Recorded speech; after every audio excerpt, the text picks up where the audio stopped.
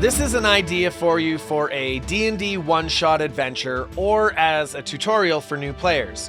I call it Goblins at the Farm, and it's pretty straightforward and pretty fun. I think that a DM needs to be flexible, so while I'm presenting this idea, I'll include moments where you could extend the campaign if things are running really well and everybody's having a good time, or moments where you could bring things to a close and wrap it up. In this adventure, the players find themselves in a small village where there's not really much going on. However, far out of town is a distant farm that's been having trouble with goblins. A young man named Ash hurries into town looking for help from anyone at all. The goblins have been harassing his family farm for 3 days in a row now, and they're starting to get really afraid. The goblins have beat up the goats and killed a cow and traumatized the hens and stolen their eggs. But worst of all, they've injured his father Cohen with a crossbow bolt. Ash says that he'll lead the party to the farm and asks them to come quickly, though the journey will take a full day and they'll have to camp overnight. Now, assuming that the party agrees, they're off traveling. At this point, as the DM, prompt the party to start a discussion so they can get to know each other and develop their characters a little bit. Use Ash if they're kind of tight-lipped. Ash can ask the party all of these questions. Some topics could be their backgrounds, first of all, where they're from, what they did before they came to this village. That's kind of an obvious one.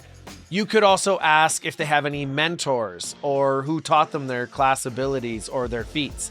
You could ask what god or gods they worship and why. Does anyone know any songs or poems?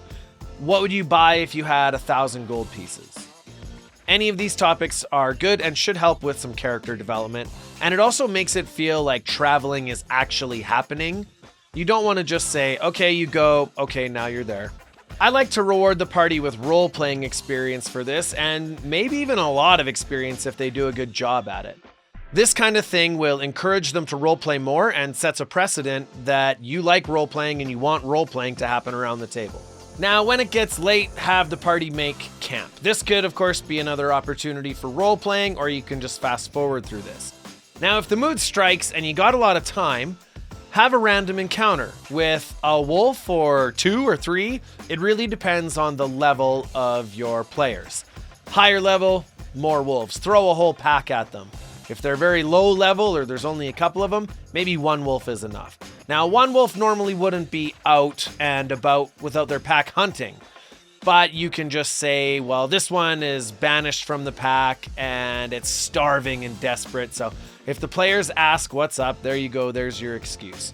Give the players a little bit of time to prepare. Have the wolves circle carefully right at the edge of the campfire light. Maybe there's a druid or a ranger who can do something. Maybe you have big juicy steaks you can throw out to the wolves. You might be surprised what your players come up with. This is an opportunity to let them come up with something rather than they wake up with like a wolf chewing on their leg. So try to give the players, especially new players, plenty of time to be creative, because that is the fun of D&D. It's not just rolling the dice. It's problem solving and being creative and maybe being a little silly. So if you got time for it, do this random encounter. But beware, random encounters can take up a lot of time. So if you don't have time for it, skip it. In the morning, the party continues on and they arrive at the farm by noon. Farmer Cohen and his wife Lana are holed up inside their farmhouse with little baby Gunny, anticipating another goblin attack this evening. They're very happy that the party has arrived and they want these goblins killed and the animals protected. They don't have a barn, or at least not a barn that's big enough for all the animals, so draw out the farmhouse or use some terrain or an appropriate battle mat, whatever you have or want to use. But put the animals in a somewhat vulnerable position so that the players need to be strategic about how they're going to protect the farm and the family and the animals. Draw or tell everyone that there's a tree line about 60 feet out from the farm. and tell the players that they have a few hours in-game to prepare for the upcoming encounter. When everything is ready, the goblins attack. They attack from the tree line from a couple of different directions and have them make reasonably clever decisions. Have a couple of ranged goblins and a couple of melee goblins. Have maybe a sorcerer firing off some magic missiles or even a color spray. If your party can handle it, include a hobgoblin or bugbear leader, a big scary boss. If they're in trouble, or even if you just want to, you can have Ash help out by shooting arrows from inside the house or inside the barn. If the players are getting lucky or combat is just going really well and it's going to be over too soon, then you could have them hear an approaching troop from the trees and sprinkle in a few more goblin reinforcements. On the other hand, if combat is going very poorly or the players are very unlucky, then you could have some of the goblins break off from combat and go and steal a couple of chickens instead and run off into the forest. Or, and this is an important decision you'll have to make, you could have some of the goblins break off from combat and go charging towards the farmhouse at the sound of a crying baby. Now, if this is far enough for your session or you've run out of time, then you can wrap it up here. They win the encounter, the family is safe, they gain some experience from combat, and they can return to the village ready for their next adventure another day. But this is also an opportunity where you can spring a surprise on the players. So the goblins hear a baby crying inside and they go running right for it because everybody knows goblins love babies. So when that happens, the party has to change their tactics pretty dramatically, especially if they hear the mother Lana screaming like, "Oh, my baby, my baby." They'll have to go, well, they should go running in to help. So this could just be a little twist and the party has to split their efforts and resources and go, and maybe the mother and a goblin are just fighting over the baby and, you know, they kill the goblin or punt him out of the room or whatever, and that's fine. But if you want to extend the session, then have this goblin get away with the baby. Now, maybe the goblin was sneaking up and jumped in a window, or maybe they just charged out of the tree line, or maybe it was some that they're fighting. However you want to do that, just get some goblin hands on that baby. And if you want to extend the session, then the goblins run away with it. If the goblins got the baby and ran off into the woods, then the mother, Lana, will obviously be very distraught and beg the party to go after them. However, there's a couple decisions to make here. If the party's in tip-top shape, they can just go now. They can just run after them. If they're quite wounded, then Farmer Cohen can offer them some cure potions that he has on hand for emergencies. They can get healed up and off they go. But if they're really beat up and they've used up all their spells, then they need to rest. Now, how do you justify that? Well, here's an idea how to justify that. While Mother Lana is distraught, Farmer Cohen and Ash understand and maybe even insist that the party needs to properly rest if they're going to have any hope of rescuing baby Gunny. Plus, everybody knows that goblins, when they steal a baby, it takes like a good week for that baby to turn into a goblin. So, you know, they captured him alive. They're not going to kill him probably. So you've got a few days. So it's okay if the party has a rest, recoups, maybe still takes those potions, and then heads out into the woods to track down the baby. If your party has a ranger or maybe a druid who can talk to animals, then this is their time to shine. You can actually have them track down those goblins. If not, then the party could fumble around looking for clues. Maybe goblins are kind of pranking them and that sort of leads the way, dropping pine cones on their head. Or maybe they actually hear a crying baby in the distance and they keep following that sound. So there's a couple options depending on what your party composition is, where the players can pursue the goblins and try to get back the baby. There might be some traps along the way, maybe harmless or some not so harmless. However, when the party reaches the next encounter, try to ensure that they're pretty refreshed.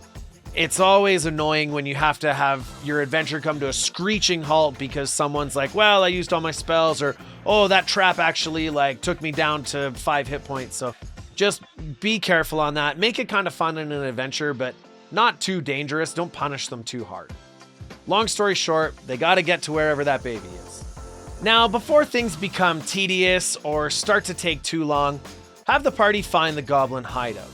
This could be a small network of caves, or it could be some tree houses, or it could be just some huts and some lean-tos, or maybe even one big abandoned giant house that they all live in. Once they find the hideout, encourage them, subtly if you can, to do some reconnaissance. And if they do their due diligence and scout the area, reward them for that. Let them know what they're up against. And you'll also have to decide what they're up against. So it could be a number of goblins and a big boss, or it could be just another rabble of goblins, or it could be just a big boss, or it could even just be a couple of goblins, but that would be a pretty small encounter. That's fine if you want to do that. At this point, you could also encourage them, if they need it, to think of some alternatives. There's always a stealth mission, or they could try to buy or bargain for the baby back. Let them figure something else out. If they want to charge headlong into combat, well, that's fun too. I think now would probably be a pretty good time to introduce a big, scary boss fight. And if you want, you could instead keep that boss hidden. So that when they engage with the goblins or they're sneaking in or whatever it is they're doing, they see the boss after and then crap their pants a little bit.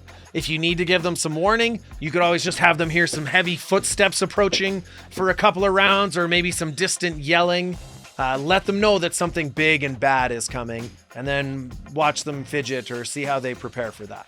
If this is a tutorial for brand new players, or if the party is beat up, don't make it too hard. It doesn't have to be hard combat to be fun. You could change this giant bugbear or ogre or whatever you want to use as the big boss into like 3 or 4 goblins or half a dozen goblins that are running in circles playing keep away with the baby, throwing it to each other so that the party, instead of straight up combat, is just chasing them down and trying to get the baby. That definitely adds an element of comedy, so read the room. If your group likes funny stuff and wants something funny like that, go ahead and do that. They can play football with the baby. But if they love combat, then yeah, give them a big scary boss. You can modify it if you have to. Make it so that it doesn't hit so hard. Or double its hit points so that combat takes longer. So you have to decide that and be flexible as a DM.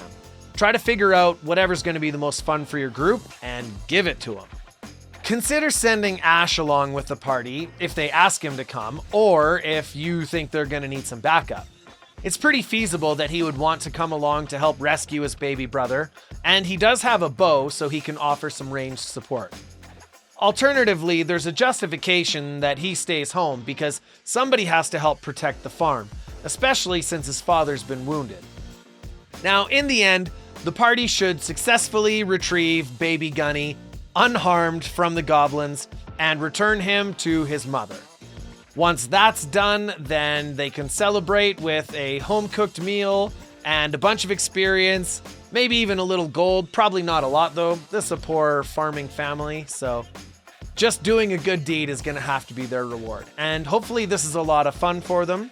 Hopefully this is inspiring for you to come up with your own ideas and just go with the flow as it unfolds at your table. So good luck and have fun, and we'll see ya.